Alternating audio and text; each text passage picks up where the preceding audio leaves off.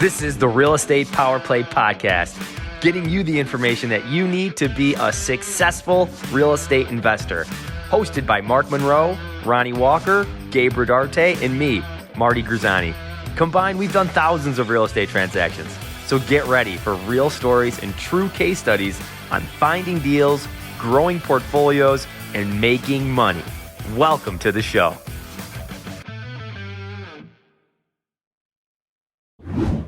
What's up, everybody?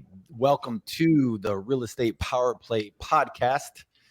Guys, we do this every Tuesday afternoon, just sharing some highlights of our previous week and how we can help others and newer investors and experienced investors get leveling up in their business and just creating some power play movements in their own real estate investing business. We have today Mark Monroe. What's up, Mark? What's the word? Hey, I'm doing very well. How about you, Gabe? How's everything Marty going? Grizzanti. Let's go. Let's go. Okay, guys. So we're going to hit it hard today. We got a lot of questions. I had some pre-questions beforehand, just from those that are on our podcast and people who have questions. They chime in. They want to know what's going on. They want to know, hey, are we going to hit a recession? Are we going to, what are we going to do? And what's some good strategies for this coming season? We're about to enter into, let's see, what are we in? We're at the end of March. Q2 is right around the corner. And how do we prepare? How do we grow forward in this awesome season? So I have major questions as I'm the host today for Marty and for Mark on the topic of lease options. All right. So Mark has been doing lease options for quite a while, guys. That's why we love that he's part of this team and what we do. He's helped us out a ton. He's helped me out understanding lease options a ton more. So Mark, what is a lease option? What's up? So a lease option is also known as a rent to own, is a lease agreement with an option to purchase the property at any given date and time and a certain price point. So that's kind of what it is. And I love lease options. It's one of the best strategies to get into real estate if you do not have a lot of money. So I really love lease options all the way around. So yeah, we'll get into it, and I'm excited, and just bring your questions. How you doing, Marty, up there? I'm doing good, boys. Good to see you guys.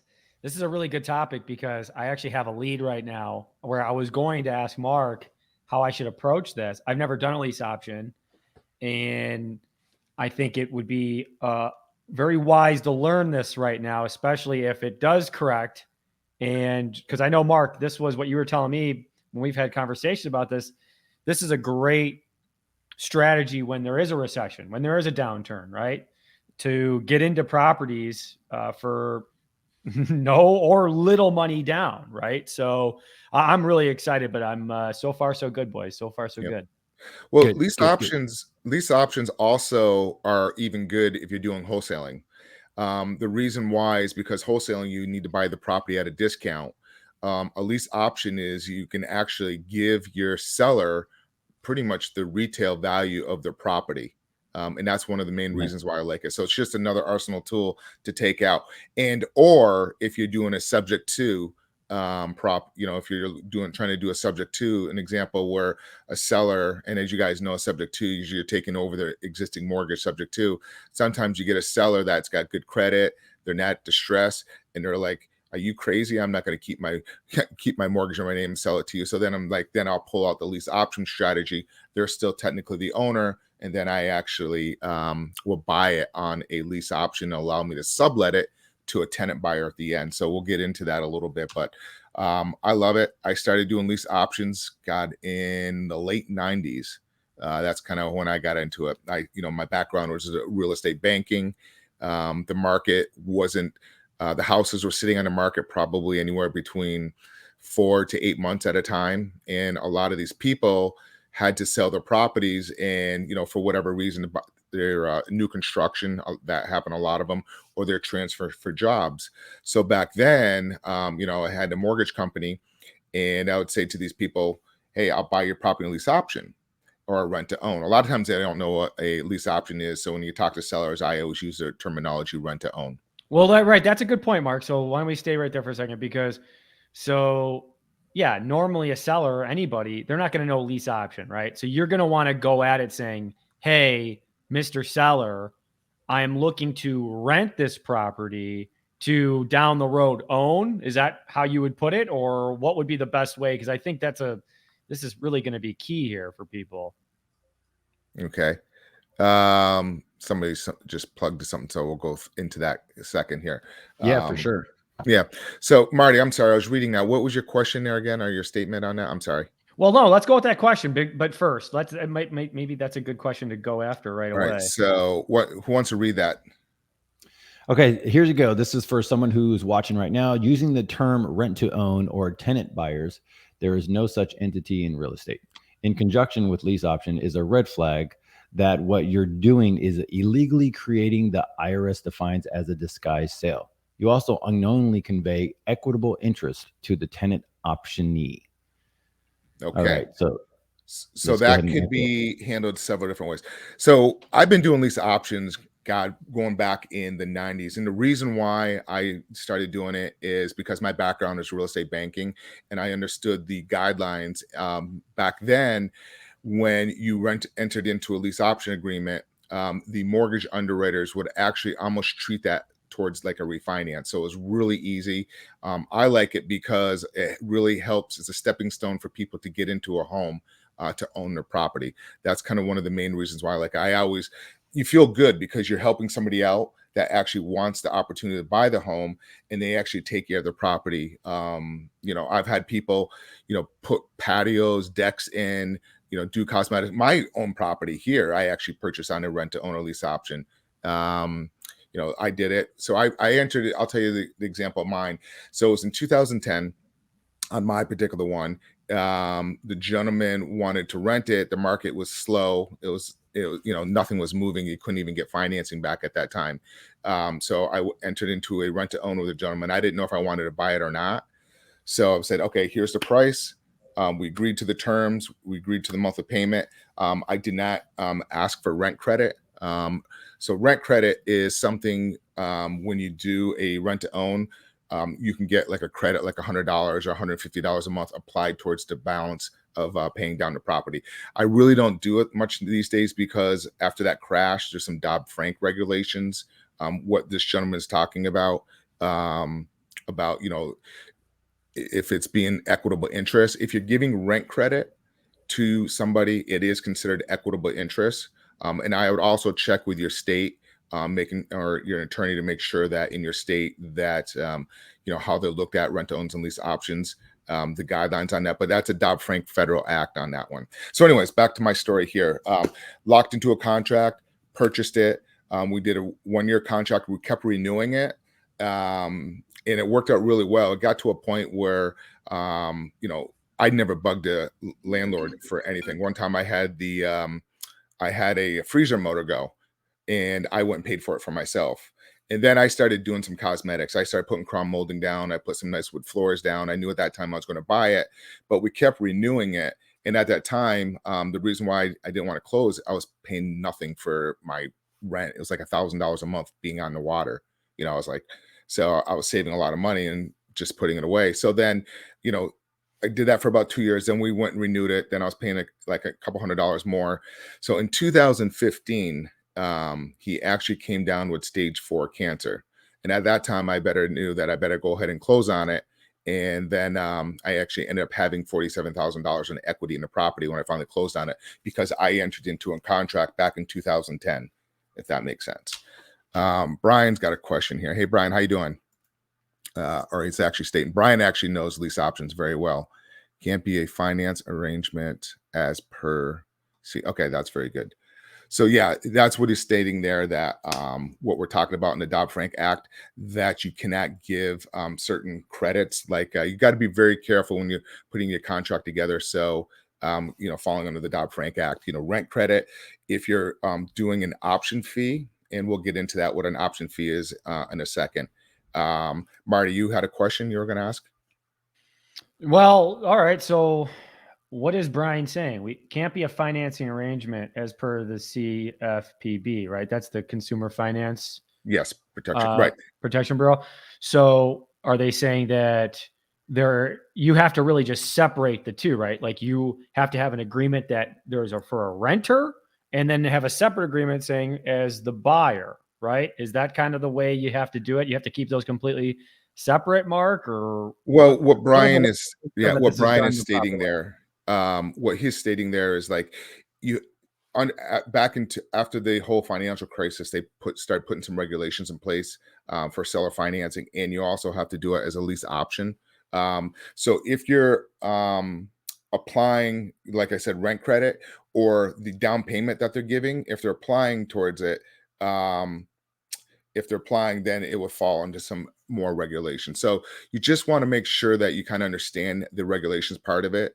But it's really, once you understand it, it's really simple. You just got to go through it, just qualify them. I hear some things that you don't have to have it approved from a RMLO, but I just do it anyways, just to be on the safe side. And you also want to keep your lease agreement and your sales contract 2 separate agreements. You want to keep that separate on that. So, and that's like where if we're talking about what's called a sandwich lease. So we're kind of jumping ahead a little bit. I kind of want to explain a little bit about what, you have a different strategy. You have what's called a sandwich lease option. You also have what's called an assignment lease option, just like as you would like wholesaling. When you have an assignment deal, you can assign a deal, and I do a lot of these. I buy property, seller financing, and I turn around and sell it on a lease option. I like doing that. Instead of just renting it out. The reason why is, it's a better quality tenant that you're putting into the property. They take care of the property, and you're just going to make money when you actually end up selling the property at the end. So that's how. Well, why don't we dig into that seller? Let's dig into the seller finance. Like that's your acquisition strategy, right? So you're acquiring the property through seller finance, and then you're going to then dispose the property via lease option, right? So can you give me an example, Mark, of one that's just like clear cut numbers of, here's how you'd approach this, the seller finance numbers are this, I got it for this. And then I was able to, move it on a lease option that looked like that. Would you be willing to do that for us? Yeah, I actually picked one up in October. I'm sorry. When did I pick that one up? Actually, no, 2 years October. Went into, actually had a couple. I'll tell you one that actually, in another one in Orlando. It was a year and a half ago. I picked it up from a seller for $150,000. Okay. And then I turned around and sold it to my tenant buyer on a 3-year term for $189,000. So you'll see the spread there on that particular property. My payment on that is $1,200 a month for all my mortgage, the payments, tax, insurance on that.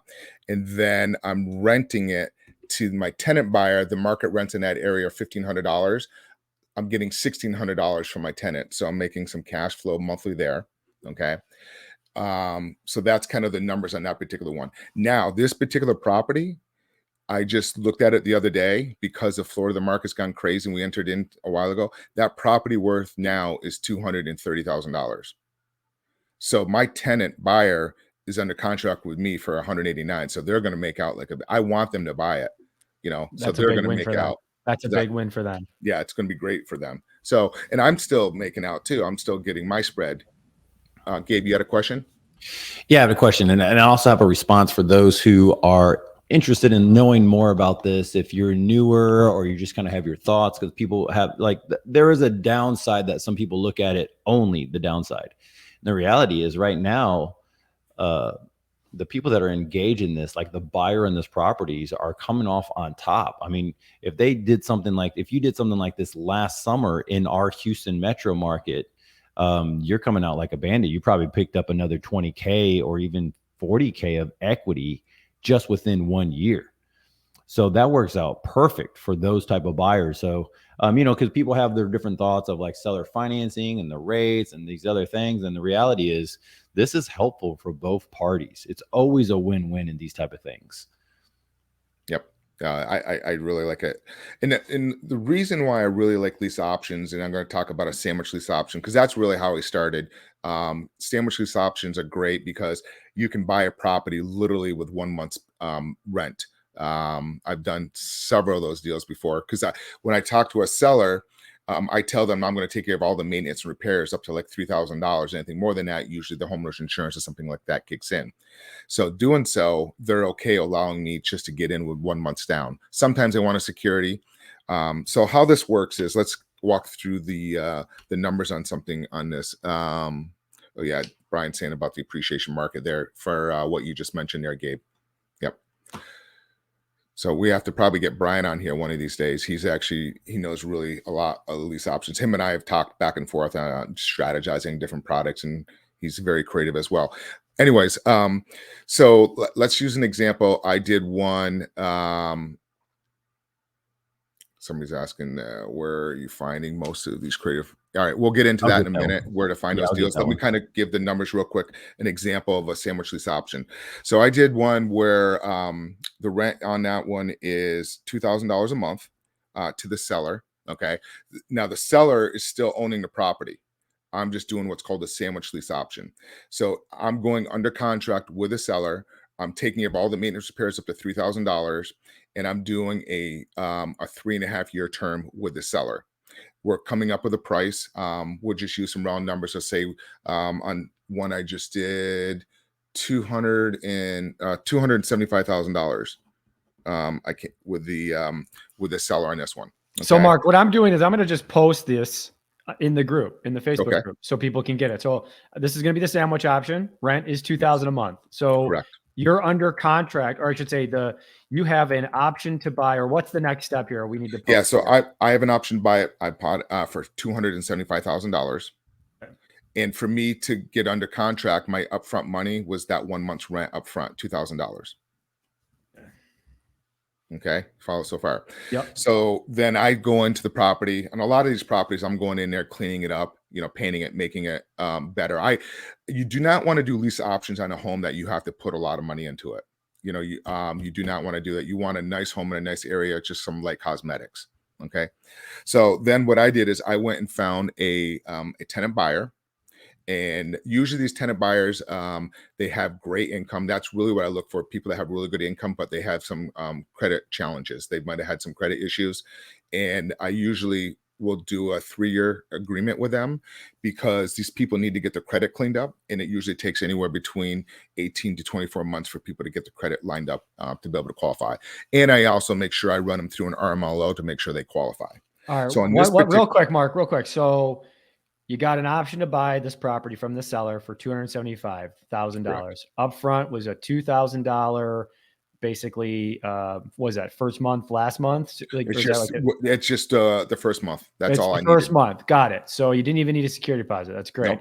No. So now I control the property now. Now you control the property. So you're getting a purchase contract with them. Is that what that is? Is that for 3 years? Like you're saying, hey, I'm going to rent this for you for 3 years. Do you have to get a rental contract for them for 3 years? Like what's that? Yeah. So it's my contract with the seller. It's a purchase sales contract and a lease agreement all wrapped into one. That's really what that is. So we're just kind of going under that contract. Okay. Yeah. Because people don't know this stuff. This is where it's like, we don't want to steamroll through this because this is really important stuff. So the contract with the seller is a purchase and sale as well as a rental agreement. Yes. Yep. Correct. Yep. Exactly. That's how it would be. Brian just said a tip there. Thank you, Brian, for chipping in here. So that's just a tip that is it. So anyways, so then what I did is I found a tenant buyer. I sold that property for $305,000. Okay. And the market rents in that area are going for $2,300, but I got a rent for $2,500 from my end buyer. Okay. And my end buyer, just so you have an idea, they put first month, last month in security down plus 3% of the purchase price of the 305. So if you want to run the numbers on that one real quick. So they put so about $9,000. Yeah, roughly. Okay. Yep. So you follow that. And then out of that, you have to I gave $2,000 to the seller. So you make money up front. So that's why I like lease option. You make money up front. You make money monthly payments, and then you make the remaining balance on the end of the rear when they purchase the property. That's All why. right. And what was the spread monthly? Because you're renting it for 2,000. What's the buyer? I'm renting it out to them for $2,500, so it's $500 a month spread on that, and they're responsible for the maintenance and repairs. Does that make sense? Yep. Yeah, guys. So is this one of the reasons why? Let's go into the actual asset real quick of what, because Marty mentioned something on here in Marty's words. Let's qualify the asset, Mark, of like, what are we looking for? You got a newer investors like, I really want to do this. What's the type of asset? Are we looking for a certain dollar range, a certain rental range, the condition of the property? Are you saying I don't want to go over 10K of repairs? Like, what is your view? All these years. Yeah, so I always look at whatever the area median price range is, whatever that median price range, 20% above it or below it. That's usually what I look for. And then I also look for homes. I prefer single family homes in nice neighborhoods near good schools. Like Brian always says that. And the reason why is because, and I like to really look for family with children, because they're going to want the family to live in that property and be near a good school and raise their children there. That's kind of really what my target, who I really look for the buyer, a nice family that's going to take pride in it. And these people, they take care of these properties. I never have issues. Knock on wood. I've had a couple little issues, but nothing major. And they're just really good tenants. And they're usually working class people. They just had some credit challenges, and they end up buying these homes. That's really what I like about it. And lease options do have a bad rap because, and this is why Dodd-Frank kind of put this into place. There's been some investors out there that will find a property, find a tenant buyer. They have $20,000 to put down, knowing they cannot make that monthly payment, and then they turn around and evict them out, and that $20,000, the option fee is non-refundable. They keep that money and they turn around and do it again. That's where it's going to come back and bite you in the ass. And I do not recommend that. You want to help people out. You really, really do. And that's why Dodd-Frank kind of put those procedures in places, because these people were just it's not a good strategy doing that, just taking advantage of people. What's this? What is the most you should spend on a lease option?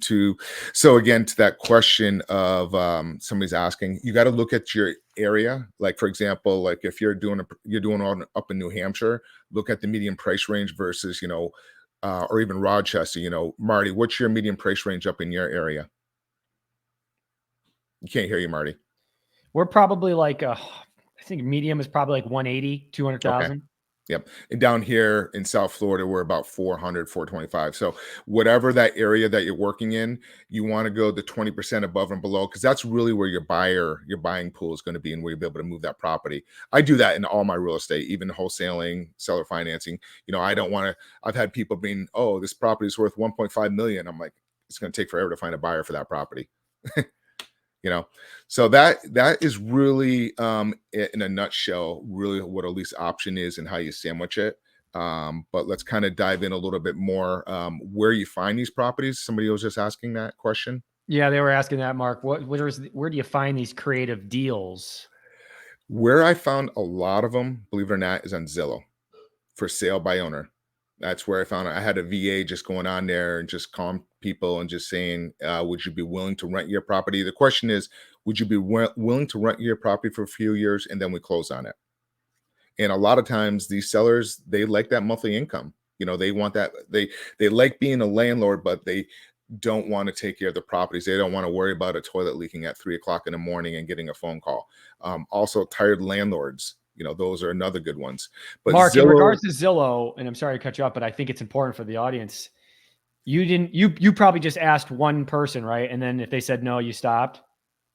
Yeah, usually, well, it depends. In this market right now, it's a little challenging because these homes are going so quickly. But in a normal market, you can find rent to, and I still do find rent to own buyers right now. Well, what I'm saying is you probably had to ask quite a few people, yes. Right? Yes. Yeah. So guys, if you're going on there on Zillow and you ask 2 or 3 people that, they have for sale by owners, hey, would you rent it to me so I could buy it in a year or two? And they say no, that doesn't mean this option is dead to you. It just means you get to keep asking. Okay, Mark, I saw his strategy. He has a VA, or he has himself in the beginning pounding the pavement and knocking on doors and calling those numbers. And it might take you 35 to 50 of them to get that lease option. But if you can make $10, $15, $20,000, is that worth it to you? And the answer is yes, of course it is. So yeah, it's something where, guys, this is not one thing where you just, you call it a few times and you try to see if someone will do that. You need to be on your horse because someone is willing to do this, and it's a great strategy for them. It's a great strategy for you, and it's even better for that tenant buyer. Yeah, and I do want to mention that for those who are just hopping on right now, if you have any questions, ask the questions. The tag off what Marty was saying, whenever I first met Mark, he was really heavy into this, and I saw his back end systems, and it's legit. And so it helped me boost my VA and my team and going, okay, cool. I could see what can be done within a short period of time. And actually we were sharing VAs for a while, right, Mark? I mean, we had different people helping out different things and doing the searches and stuff. And, they have a system in place to make those phone calls. To back up what Marty's saying, if you don't have a system, it's okay. You're the one that's doing the work and you're making the phone calls. Don't give up. You also have to look at the part that you are training yourself up for more conversation. You're honing those skills down to be better in tune with talking to sellers, right? And so all of these skills are like that. The different ones that we do today is about lease option. And so Mark, that might be a good thing to help somebody with, is going, how is the seller? How are you talking to the seller of these properties? We talked about how to find them. What is the seller saying? So the sellers just want to make sure that whoever you're putting into the property, they're not going to destroy the property, because it's an option. You can technically give the property back to them. And that's one of the big concerns about that. Just giving the property back to the seller. That's the main concern that the seller has. And I just give them references and let them talk to other people that I've done lease options with and let them kind of make their own choice. That's kind of what I'm trying to do. So we are getting a few questions in here. And Gabe, you did mention something there about sharing VAs. I highly recommend, if you're new in this business and you do not have a lot of capital, to team up with somebody. And I always call them like accountability partner, if you will. And then you guys can share expenses. Gabe and we've actually shared some different systems and tools together, and we split the costs and we just kind of help each other out. So I highly recommend that. All right. So Brian is actually putting a little input here again. What's he saying here? So down payment. Whoops, that's not Brian. It's a Facebook user. This one was before Brian's, Mark. This one came in before Brian's, but you can go to Brian's right after. Go ahead, Marty. You want to read it? Yeah. For a higher down payment, do you have them pay a low rent or have a higher contribution to the purchase price at the end? I have a deal and I wanted to create flexible options. You can, and that's the beauty of lease options. I mean, you can make it where it works for everybody. It works for you, works for them. You just want to make it, and it makes it work for the seller. That's why the beauty of this creative. So if you just got to make sure the numbers work for you. And if you need any help, you can definitely reach out to me. But normally what I do is I like that monthly cash flow coming in, the passive income. So I try to get some cash flow coming in as, if you're being the owner of the property, the tenant in the property, that's kind of what I tend to do. With the option fees, and I have an example of one right now up in Massachusetts. I did a lease option with this one family. The down payment on that one, total in was roughly about $15,000. They only had $8,500, but they really wanted this property. And so I went with them. Great. There's a husband and wife, and they had 2 little children. It was a townhome. They went with them, went into the property. They had good income. Then COVID hit. They had some issues. And then she actually had lupus. And she goes, I can't go up and down the stairs anymore. It's a townhome. So, and this was back in early December. And I said, okay, what we can do is we can just find a replacement for you, find a new tenant buyer. When I get a new tenant buyer, when they put the money down, I'll go ahead and refund back your $8,500 on the option fee. And then I said, all right, this is what we'll do is, it's December. Why don't you stay here for the holidays? Then after the holidays, you can, if you want to move, or we can have you move out during the springtime. So that's kind of the case on that particular one. Now, what happened was, and this is one that's kind of went bad a little bit, but we're still kind of working on it.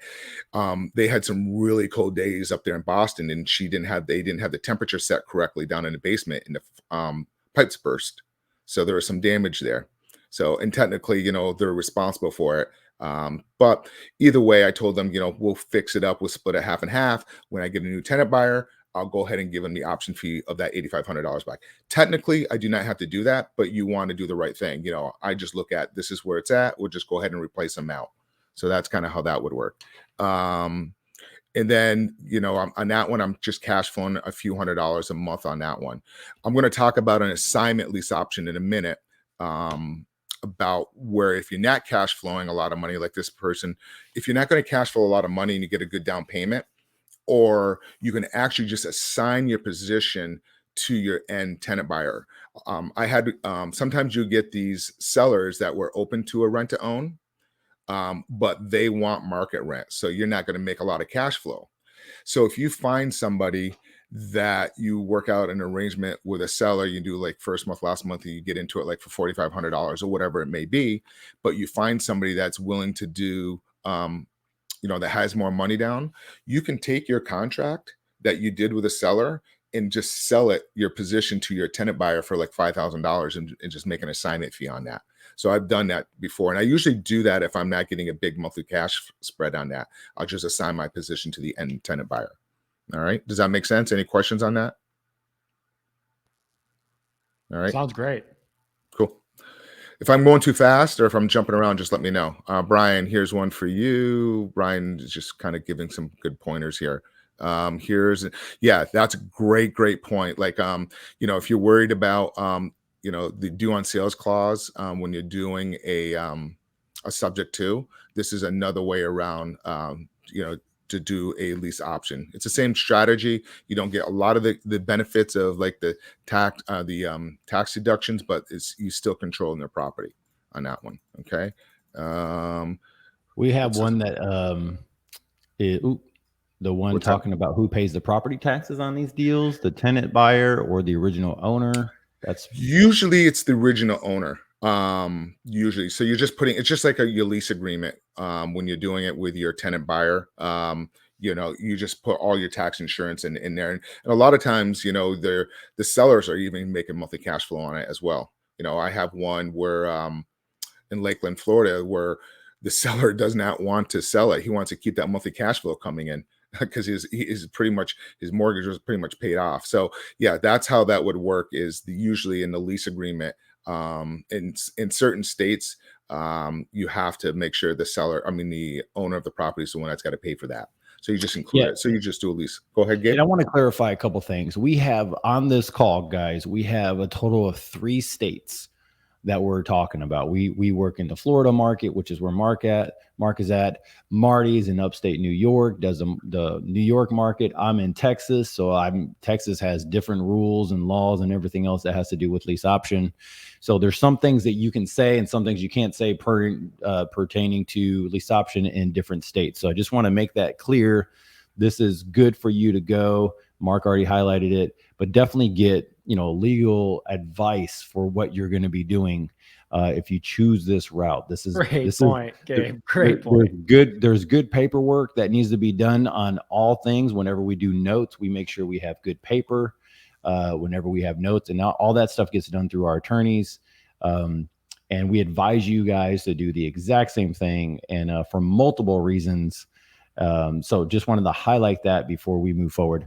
Okay, cool. So there's another thing Brian just mentioned too, and I actually had that in my notes. If you're actually looking to buy like a multifamily, like apartment building or anything, you can also purchase the property. Also, you can purchase a property on a master lease option. So that's you're buying it and you're wrapping everything into one lease option. And Brian also actually, and Gabe, I'm glad you said it. Texas, you cannot do lease options down in Texas. Now, there's a couple people, John Jackson, he does some lease options, but I don't know Texas strategy. I just don't do business in Texas. But that is true. There's some laws there on there in Texas that you can't do lease options. Something about like more than 6 months, or like you can't do a sandwich on it. But I don't know enough about Texas, so I'm just not even going to answer that. Mark, can you explain master lease though? Yep, I sure will. So Brian just put that in there. So a master lease option is like if you're buying and I haven't done one yet. I'm just kind of giving an education a little bit on it. So say it's in a 30-unit apartment building. You can buy that property on a lease option with the seller. It's like seller financing. You're just doing a lease option agreement. And then in that master lease option, all the subleases from all the other units fall under that master lease option property. So it's exact same strategy. But I would highly recommend, talking to an attorney that understands the master lease option to kind of put the contract together with you and the seller. But yeah, we're gonna have to get Brian Gibbons on the show. Yeah. REI Brian's skills. a good guy. Yeah, Brian. Skills that kills. Thanks, Brian. Yeah, REI skills. So yeah, he's really good on that stuff. So I've always, like I said, I love lease options. They're great during the recession, when properties can't move. And then also tired landlords. Also, I picked up a few of them, in the Airbnb. Remember when COVID hit and all the Airbnbs were locked down, these sellers were freaking out. And I went in and picked a few of them up that way, right here in South Florida, down and over in Fort Myers, Naples, and, because they didn't know what they'll be able to do with that. You can also do a lease option and do an Airbnb model. So let's talk about that a little bit. You can go under a contract with a seller. Again, you're subletting it, and that allows you to do it. And then instead of selling it to an end buyer, tenant buyer, you can go ahead and do your Airbnb model.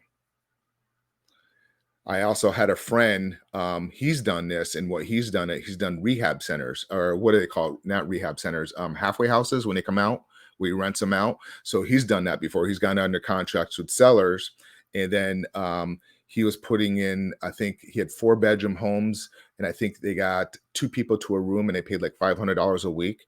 So, and his payments on that, where I think we're only got on it, not even $2,000 a month. So he's done some of those, so that you can, that's another option. So I love it because you don't own the home, but you're controlling it through contracts. That's why I really love lease options. Yeah, that's the beauty of it. I think that's why it's such an interesting strategy, really, because I think, what do they say, Mark and Gabe? It's like the more control you have over a property with like the less liability, the better, right? And a lease option or a lease with the option to buy is, if not the best way of having the most control with the least amount of liability. Subject to is right up there as well. I guess you could say that too, but very interesting strategy. So what would you say to people who are just looking to get started in this, Mark? What's like their first step you think that they should be taking? So I learned this business, the queen of lease option is Wendy Patton. She was like, if you want to get her book, she was really good. Joe McCall actually has a good course. If you want to kind of look and educate yourself a little bit more, you can reach out to me. I do joint ventures with people all the time. I don't charge anything. We just do deals together. Brian, actually, you can reach out to Brian also. He's actually, he does some consulting work on doing some lease options. And Brian actually mentioned here, doing a contract for deed down in Texas. That's another option. We'll have another whole topic about contracts for deeds, but that's you're using another instrument, contract, if you will, controlling a property, using a contract for deed versus a lease option. The other thing about lease options, when you're doing it, when you're doing a lease option, the contracts, like when you do it with the seller, myself, you do it as one. When you sell the property to your tenant buyer, you want 2 separate contracts. You want a separate lease contract on its own, and then you also want a sales contract, and you want to keep the down payments, because depending on your state, how they go through if they stop paying the eviction process, you can go through the eviction just as a regular tenant.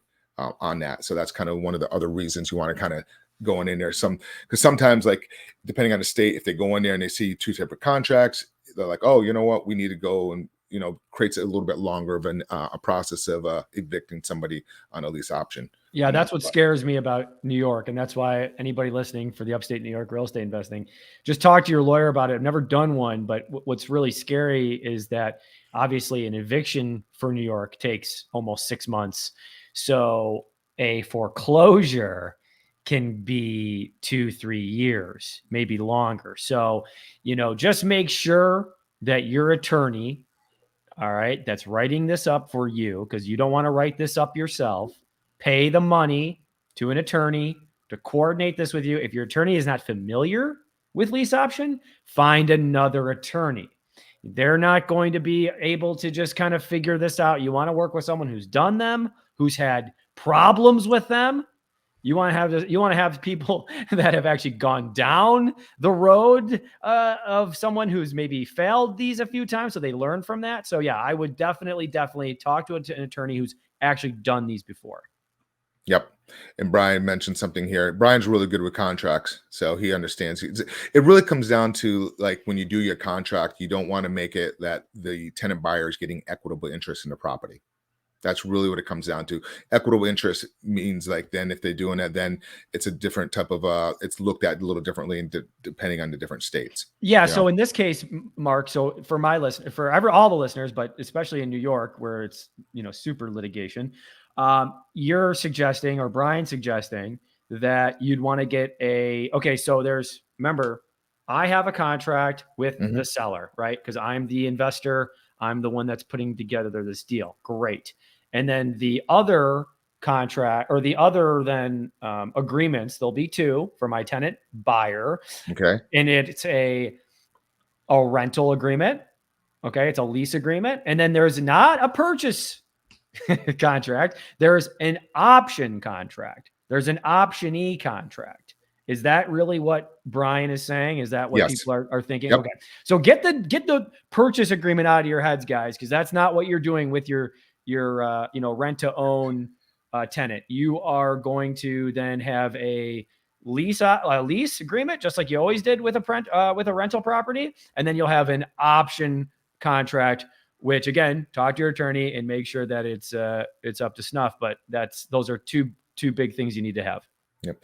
So, something I wanted to just chime in on, if I'm doing a seller financing and the seller is okay doing seller financing on the property, but he wants it to be paid off at a balloon within 5 years, I will then shift and do a lease option. The reason why is, if the market shifts, I can give that property back to the seller. I don't have to, if it goes down in value, I don't have to come out of pocket an extra $50,000 if I'm paying pretty much top value of that property. If there's 20% equity in it, then it's a different story. So that's something to keep in mind there on that particular one. Brian just mentioned, then we're going to go back to our other question. They don't get an option until they finish the lease in the finance. That is correct. So they have to go through the terms of the agreement, and then they can exercise the option. Okay. Well, hold on a second, just again, because I want to make sure. Sure. So when they sign the lease, they're not also at the same time signing an option. They're going to get that option. So we're dangling that option carrot until they, get their credit fixed, and then they're able to then buy the property. But why would they be giving me, 3%, 5% without that option, being there to be signed, so that there's at least something that can be, at least some sort of paper to keep us honest, I guess. Yeah, absolutely. And it's just part of the instrument and the structure. It's so they have skin in the game. You really want them to purchase the properties. Somebody, you want to, Gabe, you want to read this question? If you can read it. Yeah, where are we at here? We have I have a seller. Okay, so this is someone giving an example of what they're doing for a lease option. It looks like I have a seller financing deal and combining it with a lease option deal. So the seller is holding the note, and I'll have the property. So the down payment I am giving to the seller is the same amount I am charging the tenant buyer. Very similar to what Mark's talking about. Therefore, he's out of pocket at zero. So he was just talking about that's how he structured some of that. They have the option to purchase as soon as the option agreement is executed. Okay, cool. All right. So that's a good example. You're just Yeah. kind of washing it, and you're controlling the property in that one. On that one, that's how I structure my deal. Okay, that's cool. That's the thing. I mean, you can structure the deals so many different ways. All right. Somebody's saying that is totally incorrect. Let's see what this person's have to say. That is totally incorrect. I don't know what he's referring to. I have an option to purchase as soon as the option agreement is executed and the option fee is transferred. Well, they have to exercise the option if they go to and purchase that property. So maybe you and Brian can get together. I don't know who that Facebook user is because it just comes up as Facebook user. Yeah. On that one. This can also help find buyers of the property without going through a bidding war. That is correct. And also a great way to find buyers is work with a mortgage company, a loan officer, because they get people that come through the door all the time that they can't qualify for whatever reason, but they have the capital and they have the good income. You can work with them. And then once they go ahead and exercise that option, then you can refer them back to that loan officer. So it's a win for both parties. Okay. Yeah, I think this was a good topic. Any other questions? Brian, thank you so much for chiming in. I don't know who this Facebook user is just coming up as Facebook user. Yeah, I love Lease Options. And, if anybody has any questions, you guys can definitely reach out to me, or you can reach out to Brian. Brian's really good at that as well. Yeah, it went really well. Yeah, this is awesome, Mark. And again, obviously I'm not an expert in this. That's why we bring on experts like Mark and Brian. Thanks again. And I think there's some other people that have been chiming in as well, which probably know this a heck of a lot more than myself anyway. So yeah, this is why we do this, right? We're trying to figure this out together. We're trying to make sure we know all the tools so that we're not just looking at everything with a hammer, which is, when I first started, I just tried to make everything a wholesale deal, right? Yep. And that's not how it always works. You can do deals that have, no equity or, just have maybe even a little bit underwater. You can do this with a lease option, right? So these are important to know and important to understand. So this is awesome. Yeah. So somebody's asking how to connect. Just go to Real Estate Power Play YouTube channel or Real Estate Power Play Facebook page. And in there's a description. It has all of our bios in there. Like if you want to reach out to Gabe, he's down in Texas. Marty's up in North Carolina, upstate New York, and I'm down in Florida. So just go in there and you can just reach out to us through that way, through our bio. But yeah, this has been a great episode. It's been really, hopefully it was very informative for everybody.